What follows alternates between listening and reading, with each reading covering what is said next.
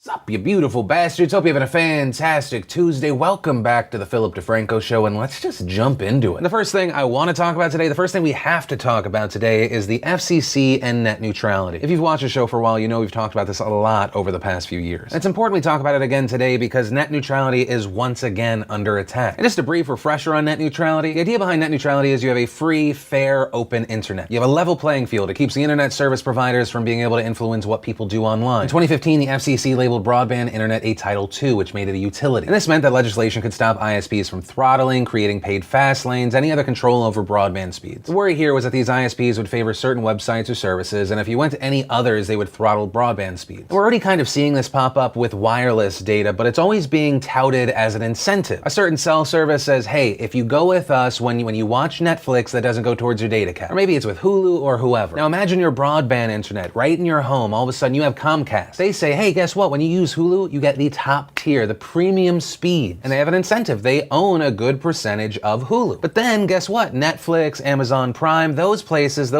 don't get our fast lane for the internet. It's slower, it's clunkier. Maybe if Netflix or Amazon Prime, they pay us, we'll give them the fast lane. You gotta pay a tax if you wanna go over our fast lane bridge. Imagine if Comcast or another ISP launched a competitor to YouTube and then they could just slow down the speeds to YouTube for their customers. Twitch, you could argue, and the chairman of the FCC now does. Well, hey, if an ISP is going to do that, the market will decide we don't want Comcast. The market will keep companies honest and fair and no. You know how many people have Comcast and they don't want Comcast, but they have to have Comcast because there aren't really any other options? And the same goes for several other ISPs. The number of options for internet providers in your area are pitiful. The United States is so far behind so many other countries. The consumers can't decide where a market goes when the market is that limited. When people have the option of Comcast, AT&T Uverse, or just not having the internet, that's not really a great situation. But back to the story. In May, Ajit Pai, the chairman of the FCC, releases a notice of proposed rulemaking, and that proposes overturning the 2015 decision. Now, as a part of this, there was a public comment period where they received 22 million comments. And you might remember Last Week Tonight did that push, go FCCyourself.com, made it really easy for people to say they didn't want these new rule changes, they wanted net neutrality. And as part of this battle for net neutrality, we saw a lot of spam in that, but one study said they found 98.5% of the unique comments were against Pai's proposal. They were for net neutrality. But still, despite all of that, it now appears the FCC is still moving forward. In a press release this morning, Pai said, under my proposal, the federal government will stop micromanaging the internet. Instead, the FCC would simply require internet service providers to be transparent about their practices so that consumers can buy the service plan that's best for them, and entrepreneurs and other small businesses can have the technical information they need to innovate. And they titled it Restoring Internet Freedom Order. Pai's statement then said the text of the plan will be released 3 weeks before the vote on December 14th. The official FCC Twitter says that it will be released tomorrow, and reportedly sources close to the plan say that it will return broadband internet to Title I as opposed to Title II. And so if that's correct, the move would end the rules that stop internet service providers from blocking, slowing broadband speeds, creating paid fast lanes. The plan would also allow ISPs to choose for themselves whether or not to throttle or create fast lanes. But as mentioned before, there would be a transparency rule included in the plan. This would require service providers to inform their customers on their practice of blocking or throttling. This plan would also get rid of the general conduct standard, which was created in 2015 to allow the FCC to regulate the behavior of ISPs. Instead, the power of policing the ISPs would go to the FTC, the Federal Trade Commission. And while the FTC cannot stop ISPs from throttling, they can hold them to whatever decision they announce on it. Now, stemming from this, we saw Verizon release a statement. They said, we're very encouraged by Chairman Pai's announcement today that the FCC will move forward next month to restore the successful light touch regulatory framework for internet services. But on the other side, Google issued a statement saying the FCC's net neutrality rules are working well for consumers and we're disappointed in the proposal released today. And we also saw the acting chairman of the FTC release a statement saying the FTC stands ready to protect broadband subscribers from anti-competitive, unfair, or deceptive acts and practices just as we protect consumers and the rest of the internet ecosystem. And ultimately where we are right now is it looks like net neutrality is going to die. On December 14th, it is very much believed that in a 3-2 vote, Pai's proposal will pass, and then the already too powerful will have even more power. It is truly insane to me that this is going to happen. The market has power when there are choices and there are just not enough choices. There's some places where people literally only have one option. And now the FCC is going to make it so that those guys can charge tolls for other companies, and which is, hey, great for them. They get to maximize maximize their revenue in new, exciting ways. All the meanwhile stifling new independent innovation, icing out any new company, new service that doesn't want to partner up with them. And as someone who in general doesn't want the government in all the different aspects of my life,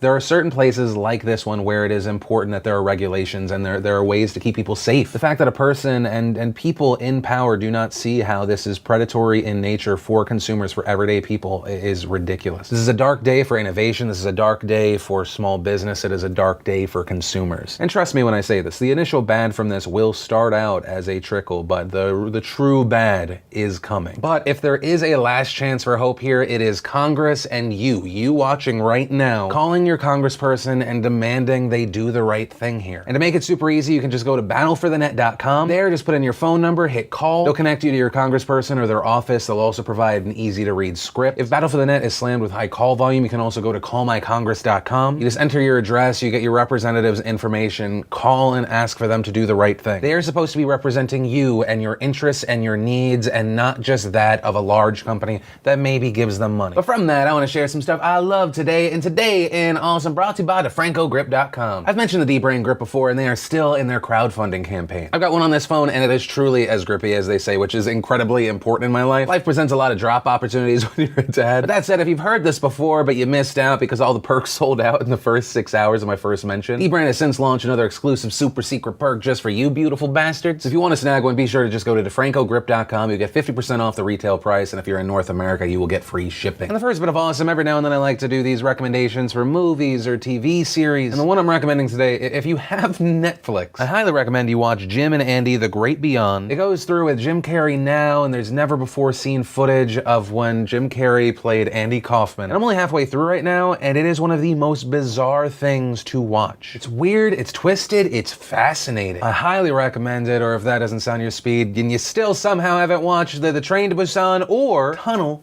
get on that. Then we got possibly the only redeeming thing about the Emoji Movie. We got the honest trailer for it. Also, don't tell Jax Films this, but the Emoji Movie was fucking garbage. Then, thanks to Wired, the Stranger Things cast answered the web's most searched questions. And if you're just in the need for some dumb fun, thanks to Japanese television, we have a show called Slippery Stairs, which is exactly what it says it is. And if you want to see the full versions of everything I just shared, the secret link of the day, anything at all, links as always are in the description down below. And then let's talk about longtime broadcaster Charlie Rose in the news, and the reason for that is yesterday the Washington Post published a piece detailing misconduct between Charlie Rose and 8 women. According to the Post, Rose made unwanted sexual advances toward them, including lewd phone calls, walking around naked in their presence, or groping their breasts, buttocks, or genital areas. Rose's accusers either worked with or aspired to work with him on his PBS show Charlie Rose from the late 1990s to 2011. At the times of these alleged incidents, the women's ages ranged between 21 to 37. While 3 of the accusers gave their names, 5 asked to remain anonymous. One of the accusers, Rhea Bravo, who in 2007 was a 29-year-old graduate student, she said several months into her internship with Rose, he offered her a side gig at his home in Bellport. She said that while working with him, he repeatedly groped her, sometimes forcefully. One of the most troubling accusations was from an unnamed woman who said she was applying for a job, said Rose invited her to his home. She said after sitting by the pool, he said he needed change after getting his pants wet. She says he returned wearing an open bathrobe with nothing underneath. She then says Rose tries to put his hand down her pants, saying she was scared, she was frozen, she pushed his hands away. She said she was crying the entire time, to which she says Rose said, quote, "Baby, oh baby, why are you crying?" And as far as why the women said they never reported these incidents, there were various reasons. Some, it was because of fear of the power he had over their careers. Some mentioned his volatile temper. Some mentioned just being embarrassed, ashamed, or not really knowing who to turn to. According to Amy Britton, one of the journalists who reported on this piece, he has such power over the show, he owns the show. There is no human resources department in the Charlie Rose show. Many of these women said that even if they wanted to file an official complaint, they wouldn't even know who to go to. And actually, 2 of the women said they made longtime executive producer Yvette Vega aware of Rose's inappropriate behavior. One saying they were told that's just Charlie being Charlie. And in a statement to the Post, Vega said, quote, "I should have stood up for them. I failed. It is crushing. I deeply regret not helping them." Also, after this article, the Washington Post said that more than a dozen women had reached out to them to share their stories as well. Also, after the Washington Post article, 3 women shared their story with Business Insider. These stories stemming from 2005, 2008, 2010. One of those involving unwanted touching. The New York Times spoke with 2 women who said that Charlie Rose tried to kiss them without their permission. Charlie Rose then released a statement to these allegations. In my 45 years in journalism, I've prided myself on being an advocate for the careers of the women with whom I have worked. Nevertheless, in the past few days, claims have been made about my behavior towards some former female colleagues. It is essential that these women know I hear them and that I deeply apologize for my inappropriate behavior. I am greatly embarrassed. I have behaved insensitively at times, and I accept responsibility for that. Though I do not believe all of these allegations are accurate. I always felt that I was pursuing shared feelings, even though I now realize I was mistaken. I have learned a great great deal as a result of these events, and I hope others will too. All of us, including me, are coming to a newer and deeper recognition of the pain caused by conduct in the past, and have come to a profound new respect for women and their lives. And to that, I just have to give my response to that.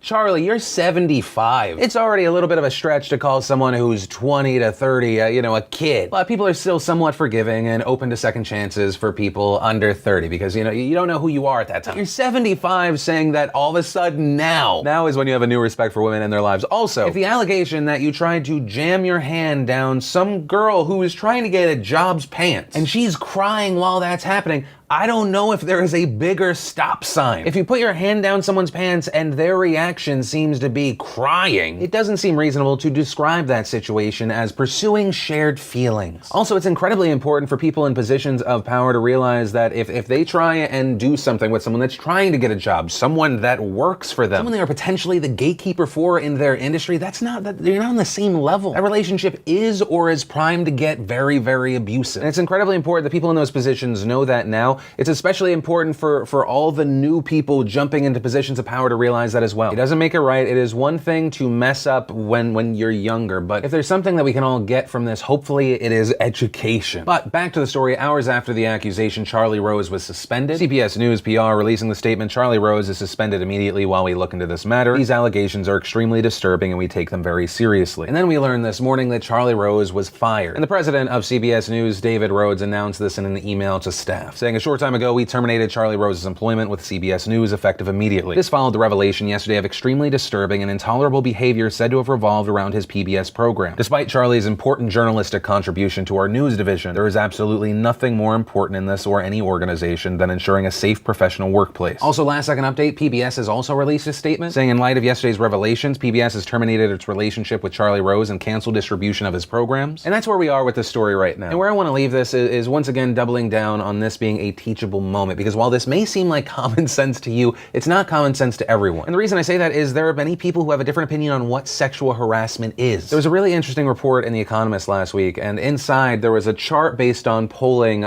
based on location, age, gender, of what constitutes sexual harassment. The orange lines are women, the blue lines are men. Percentages represent respondents stating always or usually to the question, would you consider it sexual harassment if a man who is not a romantic partner did the following to a woman? And the results were really interesting. For the sake of time, I'm just going to stick to the results from the United States. And here are the results for each situation. Requesting a sexual favor, making sexual jokes, placing hand on lower back, looking at breasts, wolf whistling, commenting on attractiveness, asking to go for a drink. And what we see from that is there is no clear consensus. Other than on requesting a sexual favor or making a sexual joke, pretty much everything else is a downward slope. And what I want to do is kind of pass this poll on to you. What is your takeaway from it? Obviously, in cases where you have allegations against Charlie Rose that he was putting hands on women, he was putting his hands on thighs, a woman that worked for him, trying to put his hand down the pants of a woman that was trying to get a job from him. That's obvious. But where I've been seeing the biggest amount of debate is specifically on the commenting on attractiveness part. Between 25 to 50% of the youngest surveyed were saying that commenting on someone's attractiveness is sexual harassment. Obviously, this polling would benefit from more context, right? The commenting on attractiveness, is that saying you look beautiful in that dress, or is it nice ass? One of those seems far more obvious, but to some, it both may be included. And it also makes me think of a joke that we see pop up in comedy, a lot of stand-up in various iterations. And that's that in some cases, the difference between sexual harassment and a successful interaction with a woman is salesmanship and attractiveness. The idea that a woman's going to have a different reaction to Idris Elba or Ryan Gosling saying something than if I said something, than the kind of weird guy at your job says something. Once again, I'm not saying what's right or wrong, I want to throw that out there, and I'd love to know your thoughts on this. And that's actually where I'm going to end today's show. And remember, if you liked this video, you like what I try and do on this channel, you want to support independent media, go to DeFrancoElite.com, sign up, become a member. Also, if you missed yesterday's Philip DeFranco show, you want to catch up, click or tap right there to watch that. Or if you want to see the newest behind the scenes vlog, click or tap right there to watch that. But that said, of course, as always, my name's Philip DeFranco. You've just been filled in. I love yo faces, and I'll see you tomorrow.